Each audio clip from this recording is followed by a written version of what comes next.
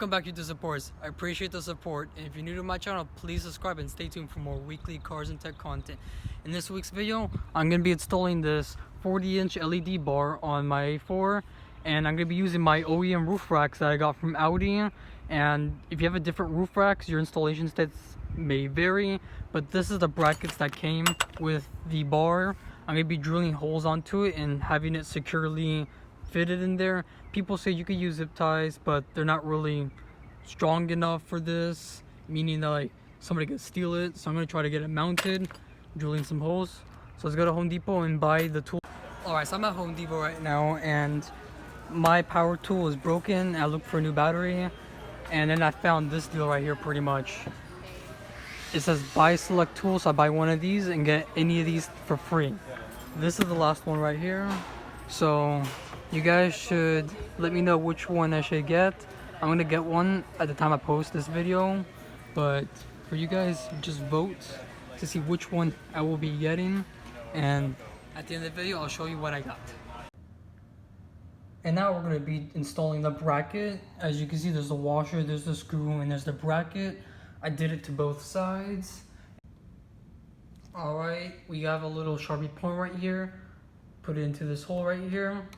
Tap it against the roof rack, and now we got our hole on both sides. And now we're gonna start drilling. There we go. We got one hole. Now we got the other hole. And now we're gonna do the measurement with the screw, see if it fits. If not, we're gonna keep drilling. Alright, let's get our screw measured. Perfect, the screw fits in there. But how we're gonna tighten it, I have the answer to that. We're gonna do the same exact steps as this side on this side and this side, which I already have done. Once you drill a hole from the first time, you're gonna do the second side, and then you're gonna be switching from this side to this side until you get this perfect alignment where the nail, where the drill bit goes through perfectly. And now let's do it on this side. The hole. Now we got the hole drilled. We're gonna keep drilling, as you guys can see there, from this side and the other side. So let's get this elevated correctly. Pull this tab out and start drilling.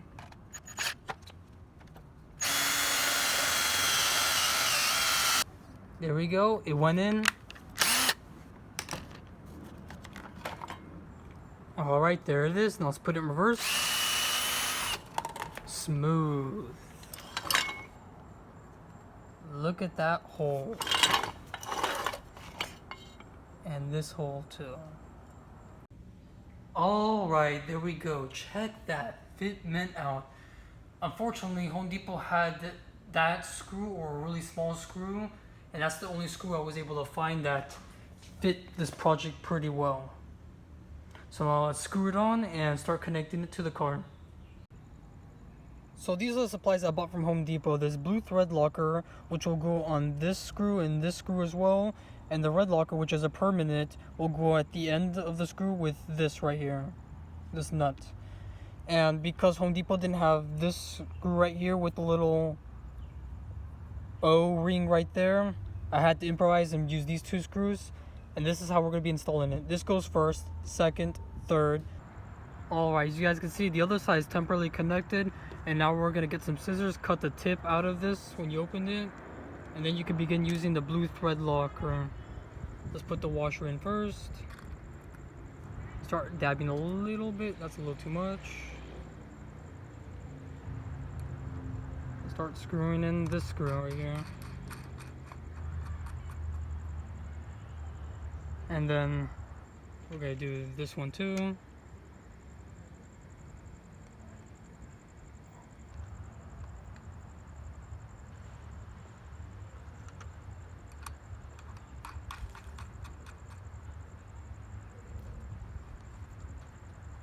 Last but not least is gonna be this one right here. We're gonna use the red thread locker for that one. Just a little bit in there. So it's a security measure for nobody to take it.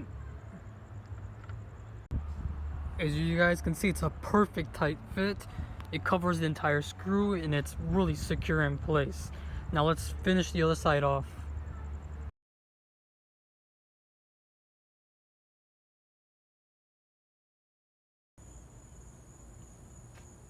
You see how my tab is flushed in and the other one's popped out?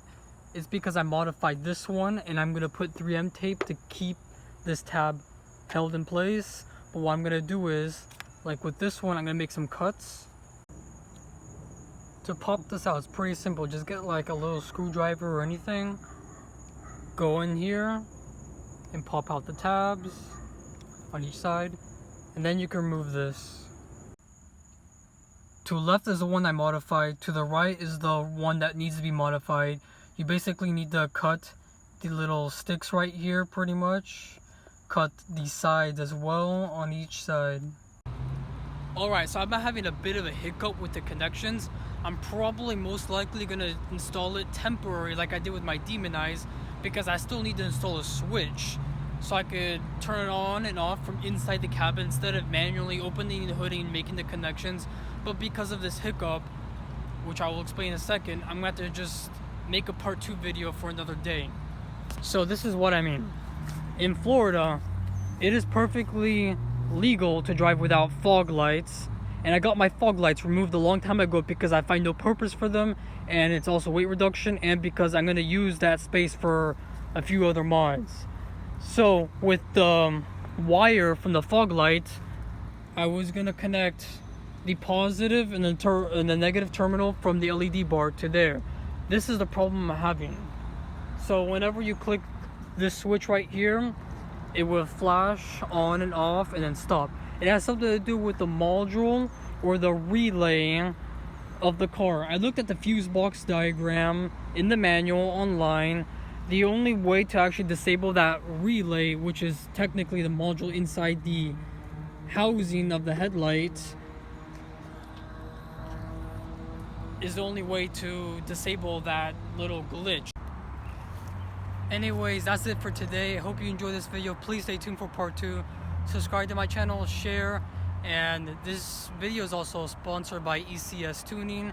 If you want to buy parts for your BMW, your Mini Cooper, your Audi, your Volkswagen, your Porsche, click the links in my description below and you can shop really cool parts with them.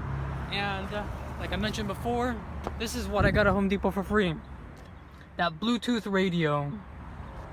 It's pretty good and it uses the same battery as the drill bit. Anyways, peace.